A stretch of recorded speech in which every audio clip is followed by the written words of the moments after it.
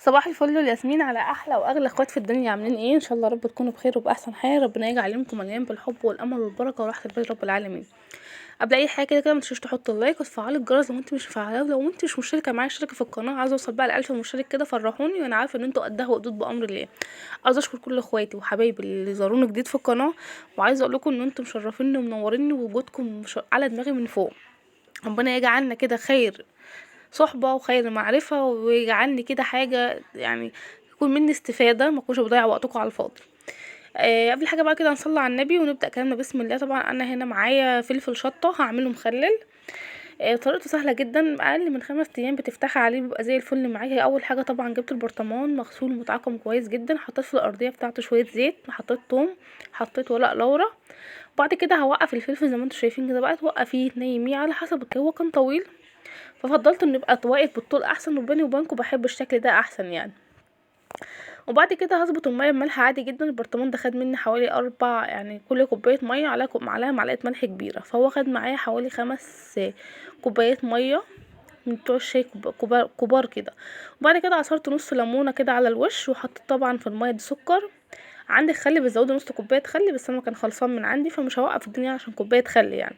هو كده كده كل الحكايه 5 ايام 4 ايام بالكتير وبتاكلي منه بيبقى زي الفل.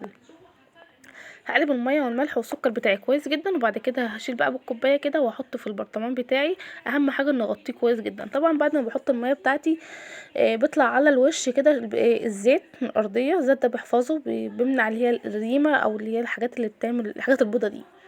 بعد كده اجيب كيس تلاجة واقسمه واحط الغطا عليه وهقفله كويس جدا، وهركنه بقى تحت الحوض على الحوض في اي مكان عندي، المهم يبقى مكان معتم شويه. بقعد حوالي 3 4 ايام وبعد كده نفتح عليه تاني. تمام،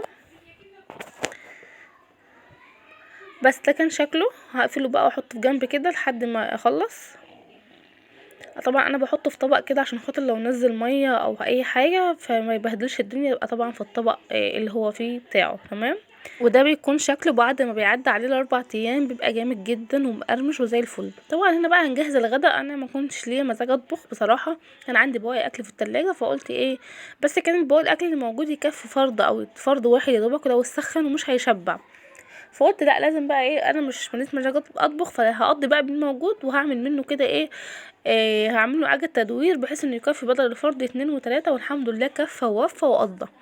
بعد كده هجيب بقى البصليه دي قطعت فيها بصلايه كده مكعبات صغيره، وبطاطسايه واحده قطعتها شرايح رفيعه. وبعد كده هبهرها ملح توم فلفل اسمر كزبره فقط لا غير. 10 طماطم في الخلاط مش هصفيها، يجي حبيتين طماطم كده. وهنزل على الخليط بتاعي ده كده، ونسيت احط زيت للاسف بس مفيش مشكله يعني. انت بقى ايه، حط انت زيت. وبعد كده ارفعها على البوتاجاز لحد ما تبقى 3/4 سوا لو انتوا شايفين بالشكل ده. هنا كان معايا بواقي طماطم وفلفل من الفطار حطيتها عليه عادي جدا. تقدري تزودي فلفل، تقدري تزودي بصل اللي انت حباه. طبعا ده بقى ايه، كان عندي سمكتين كنت انا عامله اليوم اللي قبليه. دي كانت اللي هي البلاميطه او الماكريل او الروس الصغير، كنت عاملاه مقلي.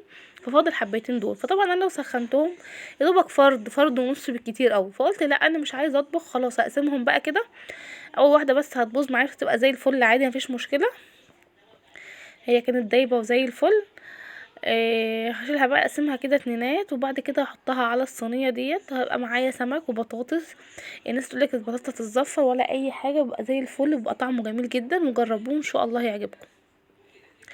بعد كده خلاص هقطعه بقى واظبطه انا.